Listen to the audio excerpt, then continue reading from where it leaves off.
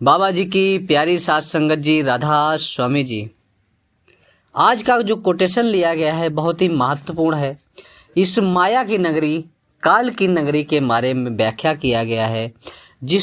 ये काल ने इस नगरी को इस तरीके से डिजाइन किया है कि अगर आप इससे निकलना चाहो तो निकल नहीं सकते। तो उस पर ही व्याख्यान किया गया है। बात करते हैं, आते हैं हम सीधे कोटेशन की तरफ, बढ़ते हैं आगे। मायाधारी अति अन्ना बोला, शब्द ना सुनई बहु रोल घसोला। मनुष्य माया के पदार्थों में फंसा हुआ है। इसे पता नहीं कि यह अंधा है। इसने बे आंखें पैदा ही नहीं की, या बाहर ही है। इसके अंदर के कान बंद हैं। अंदर अखंड कीर्तन हो रहा है जो कभी बंद नहीं होता। अखंड कीर्तन क्या है? जो उस मालिक का जो धुन है, जिसको आदि अनादि कहते हैं, वो धुन अनंत काल से बज रही है, आपके अंदर हो रही है। आप जब उसको सुनेंगे और तब आपका इस संसार से आवागमन छूट जाएगा। बात करते हैं इसके आगे, क्या कहते हैं गुरु अमरदास जी। कली कीरत शब्द पछाना, एहि भक्ति चूके अभिमाना। तेरे अंदर अखंड कीर्तन हो रहा है। अगर सुनेगा जन्म मरण खत्म हो जाएगा। हिंदू मुसलमान और दूसरे सभी धर्म के लोग के अंदर यह कीर्तन हो रहा है। चाहे सिख, ईसाई, कोई भी धर्म हो, सबके अंदर वह, हर मनुष्य के अंदर वह कीर्तन हो रहा है। अगर वह कीर्तन ना सुना तो बहरा आया और बहरा ही चला गया। गुरु अर्जुन साहिब कहते हैं, गुरु अर्जुन साहिब क्या कहते हैं, इस पर जरा गौर डालते हैं।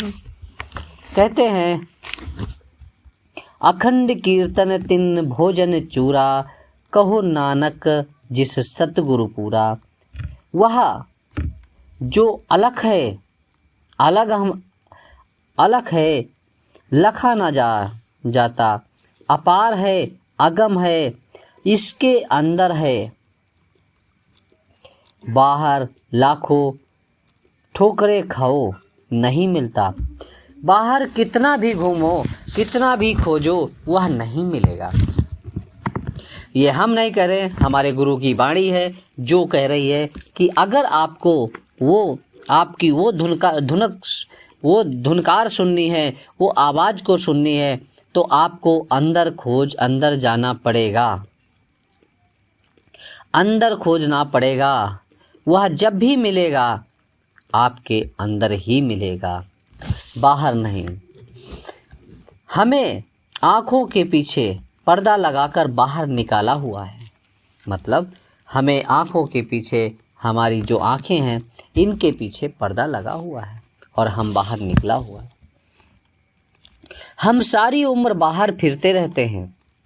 अब सवाल पैदा हुआ कि अगर उसे प्रकट करना हो, देखना हो, तो क्या करना? क्या तुम कुछ इंतजाम करना चाहिए। तो गुरु अमरदास जी कहते हैं कि दो चीज़ों की ज़रूरत है। इंसान जब भी उस मालिक से मिलना चाहे, वो अनाहद नाद आकाशवाणी या कीर्तन को सुनना चाहे, तो इंसान को सिर्फ दो काम करने की ज़रूरत है। पहला, वह गुरु, एक गुरु और दूसरा शब्द। गुरु कौन हो? गुरु पूर्ण संत सतगुरु हो, जो उस मालिक तक मिल चुका है। वह हमें उस रास्ते पर पहुंचा सकता है। वह हमें उस रास्ते पर पहुंचा चुका है, क्योंकि दूसरा शब्द उसके अंदर शब्द है, और शब्द नहीं होगा तो वो महात्मा पूर्ण नहीं है। गुरु के बिना शब्द नहीं मिलता और शब्द के बिना मुक्ति नहीं होती। गुरु अमरदास जी कहते हैं, बिन गुरु दाते कोई न पाए, लख कोटि जे कर्म कमाए। बिल्कुल सही कह रहे हैं गुरु अमरदास जी, बिल्कुल सही कहा है कि आपको अगर उस मालिक से मिलना है तो कुछ ना करो, आप उस मालिक की शरण ले लो, उस गुरु की शरण ले लो। शरण में क्या है? जो गुरु बताए उतना विश्वास करके आप उस पर चलना शुरू कर दो।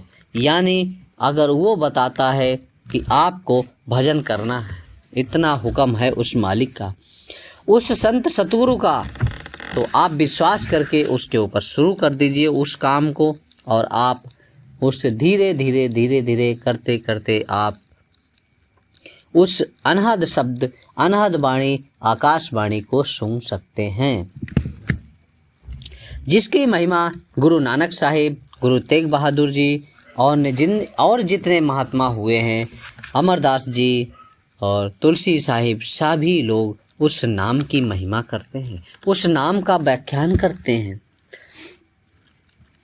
यही कहते हैं कि करोड़ों ग्रंथ पढ़ लो, करोड़ों पोथियां पढ़ लो, आपको कोई फायदा नहीं होगा। ये किताबें बाहरी दिमाग, बाहरी नॉलेज दे सकती हैं, अंदर का नॉलेज नहीं देगा आपको। अंदर का, अगर किसी संत महात्मा की किताब आप पढ़ेंगे तो आपको अंदर का नज़ारा जो है उसके बारे में व्याख्यान करने को मिल जाएगा।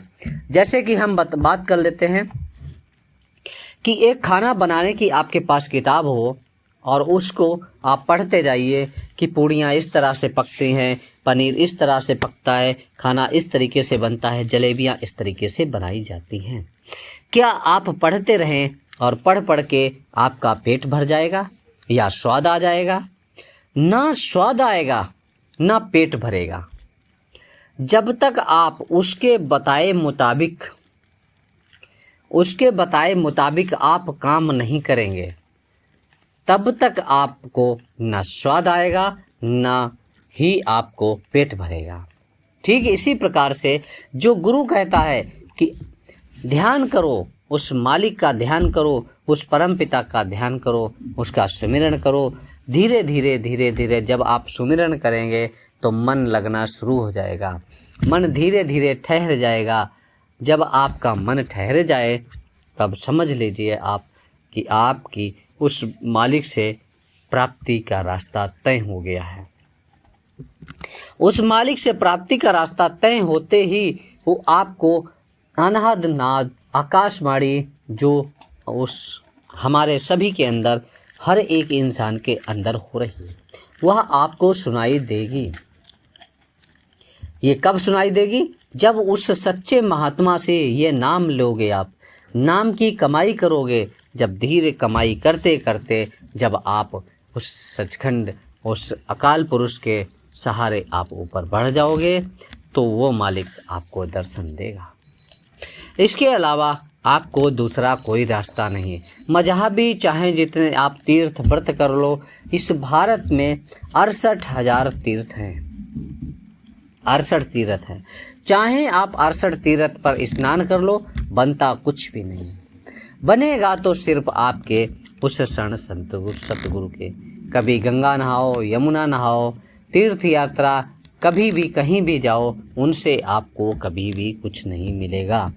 अगर मिलेगा तो पूर्ण संत सतगुरु के जरिए ही मिलेगा। तुलसी साहिब तो यही कहते हैं कहते हैं कि पत्थर पूजे हरि मिलई, तौ मैं पूजू पहाड़, याते तो चौकी चाकी भरी, पीस खाए संसार। ये किसी महात्मा ने कहा है, उसकी वाणी मैं आपको बता रहा हूँ कि शायद ये कबीर साहब की वाणी है। उसमें इन्होंने सिर्फ यही कहा है कि अगर पत्थर पूजने से अगर भगवान मिल जाता तो मैं पूरा पहाड़ क्यों ना पूज लूँ।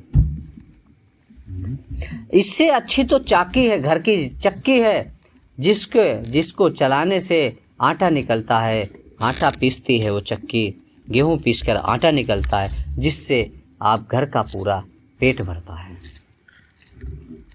तो उससे अच्छा है भाई आप उस परम संत सतगुरु के आप दर्शन कर लीजिए, उसके बताए हुए रास्ते पर चल लीजिए, आपका कल्याण हो जाएगा और आप इस संसार से, इस आवागमन के संसार से आप मुक्ति हो सकती है। अगर उसके मुताबिक आपने काम कर लिया तो ज़िंदगी सफल हो सकती है, नहीं तो आप भवसागर में डूबते जाएंगे, गोते खाएंगे।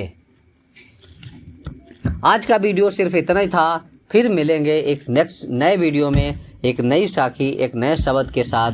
तब तक आप सभी को प्यार भरा राधा स्वामी जी, राधा स्वामी जी।